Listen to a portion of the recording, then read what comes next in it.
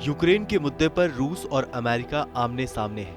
Ukraine के समर्थन में खड़ा अमेरिका लगातार रूस पर गंभीर प्रतिबंध लगाने की धमकी दे रहा है, लेकिन काला सागर और क्रीमिया के आसपास रूसी सैन्य तैनातियों को देखकर लग रहा है कि पुतिन को अमेरिकी प्रतिबंधों की ना कोई चिंता है और ना ही कोई डर। रूसी सेना ने 2 दिन पहले ही बेलारूस के साथ अभ्यास शुरू किया था। अब काला सागर में रूसी नौसेना के जंगी जहाज आग उगल रहे हैं। सोवियत संघ के विघटन और अमेरिकी प्रतिबंधों के कारण रूसी अर्थव्यवस्था पिछले 30 साल से संकट से जूझ रही है। इसके बावजूद राष्ट्रपति पुतिन यूक्रेन और अमेरिका के खिलाफ अपनी आक्रामकता में कोई कमी नहीं ला रहे हैं। ऐसे में सवाल उठ रहे हैं कि क्या वो वजह है जिसके कारण पुतिन अमेरिकी प्रतिबंधों को लेकर खास चिंतित नहीं है।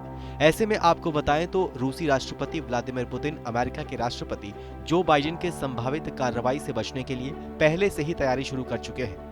शीतकालीन ओलंपिक के उद्घाटन समारोह में शामिल होने के लिए 4 फरवरी को बीजिंग पहुंचे व्लादिमीर पुतिन ने चीन के साथ 117.5 अरब डॉलर के नए तेल और गैस डील का ऐलान कर दिया।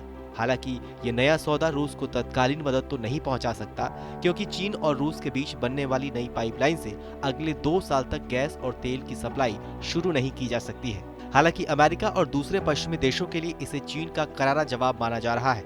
यूक्रेन संकट के मुद्दे पर दुनिया भर में बने माहौल को देखते हुए ये साफ तौर पर समझा जा सकता है कि चीन और रूस एक मजबूत साझेदारी की तरफ आगे बढ़ रहे हैं। ड्रैगन पूर्वी यूरोप में संघर्ष का फायदा उठाने के बारे में सोच रहा है।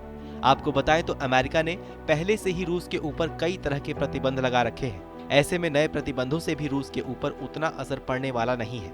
वहीं अगर रूस ने क्रीमिया के बाद यूक्रेन के दूसरे हिस्सों पर कब्जा कर लिया तो ये सिर्फ न अमेरिका बल्कि नाटो के लिए भी एक बड़ा नुकसान और उसके साख पर बड़ा धब्बा जैसा होगा।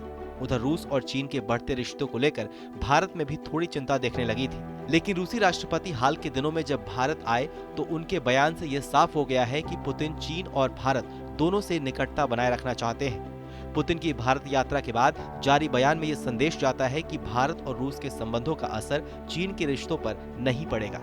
इतना ही नहीं, जब पुतिन की भारत यात्रा को लेकर दोनों देशों की मीडिया ने बढ़ चढ़कर दिखाया तो ऐसे में इसका असर चीन के संबंधों पर ना पड़े। पुतिन ने चीन के राष्ट्रपति से वर्चुअल वार्ता की। बहरहाल, आपको हमारी ये जानकारी कैसी लगी हमें कमेंट सेक्शन में लिख के जरूर बताइए। बाकी देश और दुनिया की तमाम बड़ी खबरों के लिए देखते रहिए TV9 भारतवर्ष। कोरोना धर्म नहीं देखता, जात नहीं देखता, अमीर गरीब ऊंच नीच नहीं देखता। कोरोना सिर्फ मौका देखता है, लेकिन आप उसे मौका मत दीजिए। बस इतना कीजिए, जब कभी दफ्तर से बाजार से घर लौटिए तो इतना ख्याल जरूर रखिए कहीं आपके साथ कोरोना आपके घर तो नहीं जा रहा।